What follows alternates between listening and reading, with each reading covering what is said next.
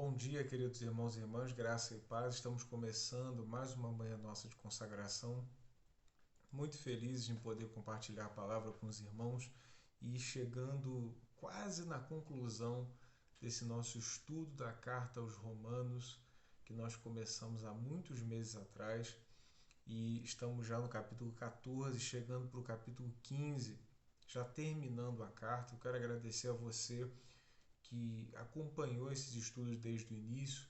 Vamos seguir juntos, né? Começando e terminando aquilo que Deus nos propôs a fazer, sabendo que é Ele que abençoa toda boa obra que nós fazemos aqui. Se inscreva no canal da Igreja Metodista do Jardim Oceânico e acompanhe conosco aí essa palavra que está em Romanos capítulo 14, leremos do 13 ao 23. Diz o seguinte a palavra do Senhor: Não nos julguemos mais uns aos outros. Pelo contrário, tomai o propósito de não pôr de tropeço ou escândalo ao vosso irmão. Eu sei e estou persuadido no Senhor Jesus de que nenhuma coisa é de si mesma impura, salvo para aquele que assim a considera, para esse é impura. Se por causa da comida o teu irmão se entristece, já não andas segundo o amor fraternal. Por causa da tua comida, não faças perecer aquele a favor de quem Cristo morreu. Não seja, pois, vituperado o vosso bem. Porque o reino de Deus não é comida nem bebida, mas justiça, paz e alegria no Espírito Santo. Aquele que deste modo serve a Cristo é agradável a Deus e aprovado pelos homens. Assim, pois, versículo 19, seguimos as coisas da paz e também as da edificação uns para com os outros. Não destruas a obra de Deus por causa da comida. Todas as coisas, na verdade, são limpas, mas é mal para o homem comer com escândalo.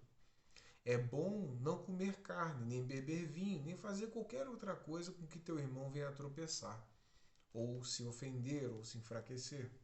A fé que tens, tem-na para ti mesmo perante Deus. Bem-aventurado é aquele que não se condena naquilo que aprova, mas aquele que tem dúvidas é condenado se comer. Porque o que faz não provém de fé, e tudo que não provém de fé é pecado. Texto muito interessante, muito importante para nós nesses dias, para nós entendermos algumas questões que, por mais que sejam da carta aos Romanos, datada de 70 depois de Cristo, ainda continuam tão reais para nós hoje.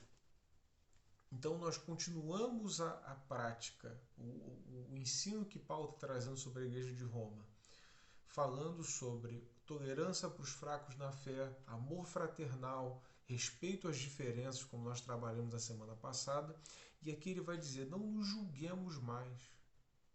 Cessem o julgamento de uns para com os outros. Ele está falando isso em que contexto?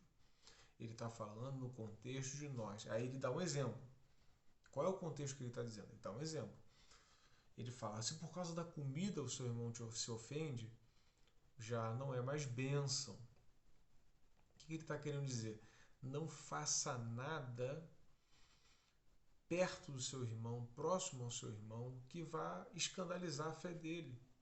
Tenha respeito por aquilo que o seu irmão tem por respeitoso. Né? Isso é um princípio muito importante. Você está na presença de outra pessoa, aquela pessoa não gosta que você fique de bermuda perto dela, fique à vontade, ela não gosta, ela se sente incomodada, respeite, não fique, né? Estou dando um exemplo aqui muito por alto, não fique incomodado, não seja motivo de escândalo para o seu irmão. A palavra aqui está nos dizendo para a gente parar de comer carne porque um irmão não gosta que a gente coma, não parece ser esse o sentido.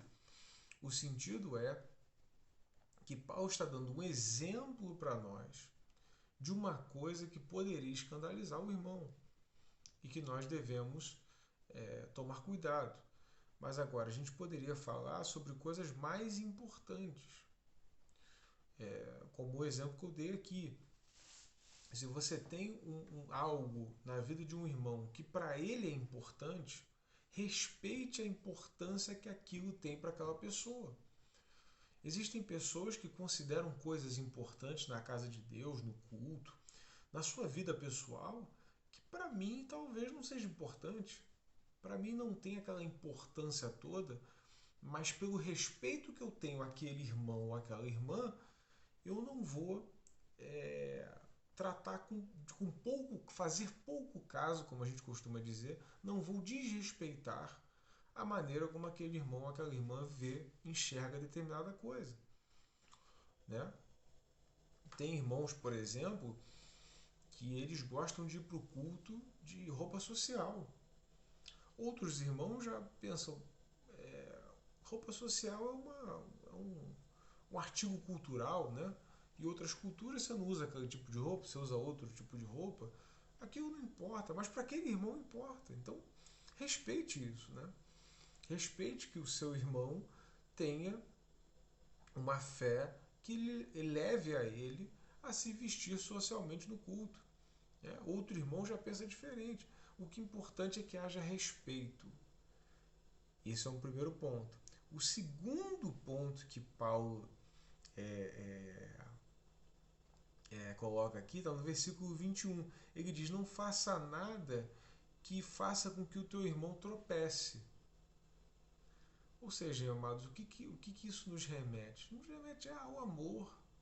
Ao amor. Por exemplo, você tratar assuntos de casal perto de um irmão solteiro, você pode fazer ele tropeçar, né? Guarda um pouco o assunto, fale coisas de casal, de casamento com pessoas casadas, né? Não fale perto de solteiros. Às vezes a pessoa está querendo superar uma fraqueza, um problema, e a gente está trazendo um assunto perto dele que faz ele tropeçar.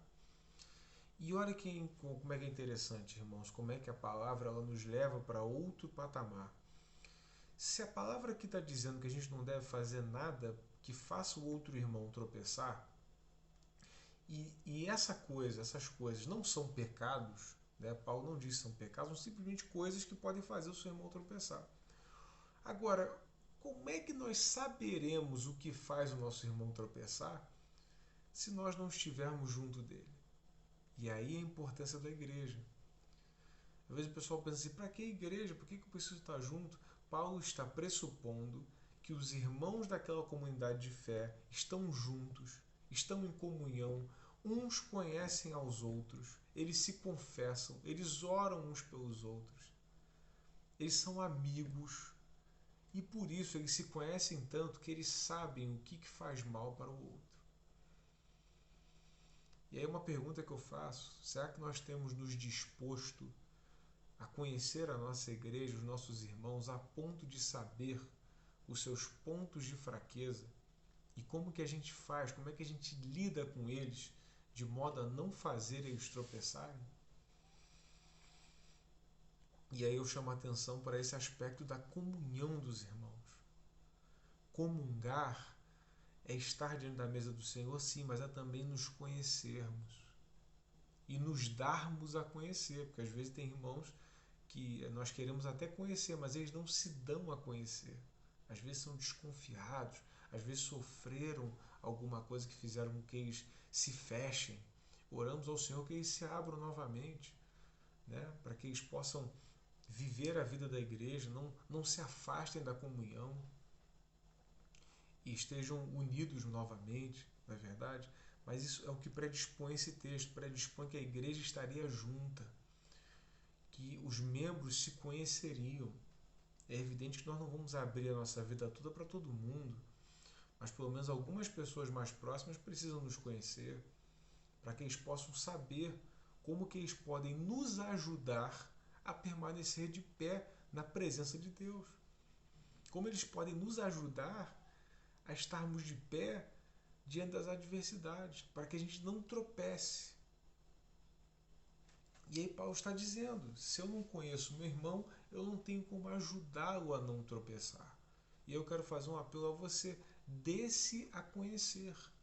Se permita ser conhecido por alguém, pelo seu pastor, pelo seu líder de célula, por alguém que você confia, para que essa pessoa possa te ajudar a não cair, para que essa pessoa possa estar junto contigo na caminhada, o que a palavra de Deus diz, que é melhor andar em dois, que se um cair, o outro levanta. Que as portas do inferno não prevalecem contra a igreja, contra a assembleia, contra o povo reunido, a eclésia. Portanto, duas advertências aqui. Se permita ser conhecido por alguém ou por pessoas que você possa confiar, sua célula, seu grupo de discipulado, seus irmãos, e também se proponha a conhecer o outro, para que você possa saber como você pode ajudar o outro. Observe aquela pessoa que está com você, para que você possa saber as nuances do caráter dela. Não para julgar, como a palavra diz, não julguemos uns aos outros. A gente não pode, amados, se dar a conhecer e depois ser julgado por isso. Confessar um pecado e depois o irmão usar aquilo dali para dizer, olha, tá vendo como é que o irmão pecou? Não, não julguemos. Mas que a gente venha se confessar e se dar a conhecer para que os nossos irmãos que estão ao nosso redor nos ajudem a superar aquelas fraquezas. Em nome de Jesus. E ele diz no 22, a fé que tens, tem-na para ti mesmo perante Deus. Bem-aventurado é aquele que não se condena naquilo que aprova. Muito importante isso. A fé que tens, tem-na para ti mesmo. Ou seja, que aquilo que você crê, as suas preferências pessoais na fé, não venham a interferir no seu relacionamento com o seu irmão. Tem gente que crê que só pode orar de joelho. Tem gente que crê que pode orar em pé. Tem gente que crê que você não pode dormir sem roupa. Tem gente que crê em uma série de coisas. Guarda para você.